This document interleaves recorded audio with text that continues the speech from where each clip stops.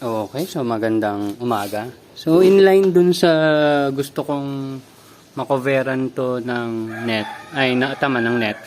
Yung mga lemongrass namin doon, pinagbubunot ko na. Ito. So kaysa masayang siya, kasi yung iba compost ko na gagawin eh. So di ba naggumawa na ako ng ganyan. Ganyan. Yan, yung mga seedlings. So naisip ko, kuha ko ng seedling sa kanila, tapos dito ko na ilalagay direkta. Yan yung dating gusto ko sana lagyan ng amaranth or colitis, pero lagyan na lang natin ng lemongrass. So habang nagkakat naman ako, dati kasi, yung mga nilagay ko doon, yung mga nilagay ko dyan, pati yung mga lumang ugat, sinasama ko, kasi kala ko baka makatulong, ganyan. Naisip-isip ko, habang ginagawa ko siya, merong part sa pinakaloob niya, yung mga bagong sibol. Yan.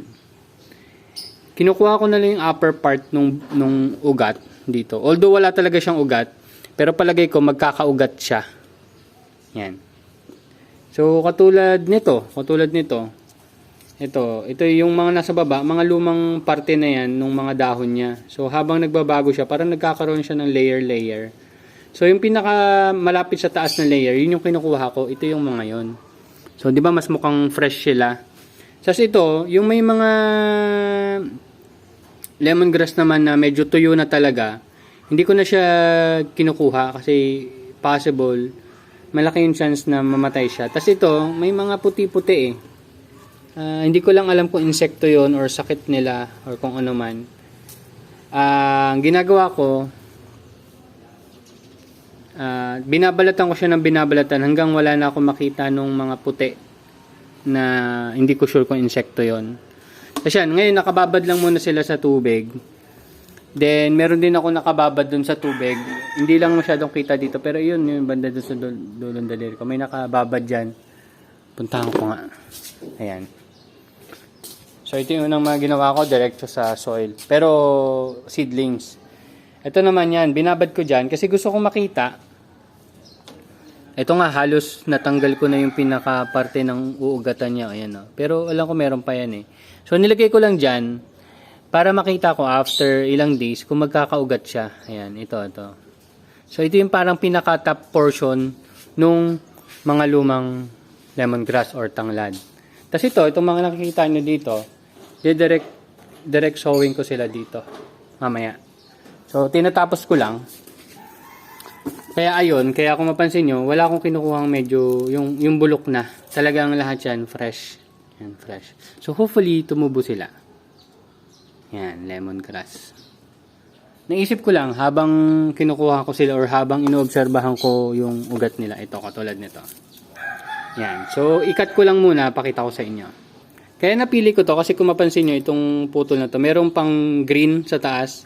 So meron pang parte dito sa top portion niya na buhay.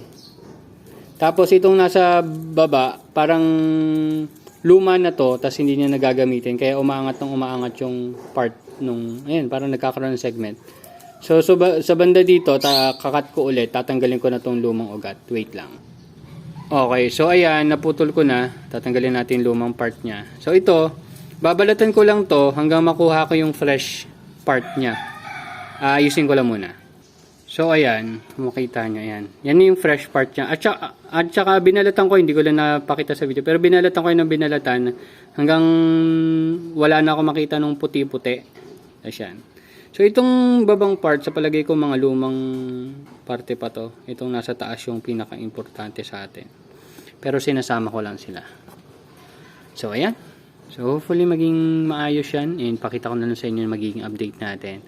After, yan, yung next video naman, papakita ko naman yan. Mga experiments natin.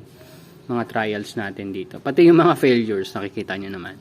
So that's it. Thank you very much. Bye-bye.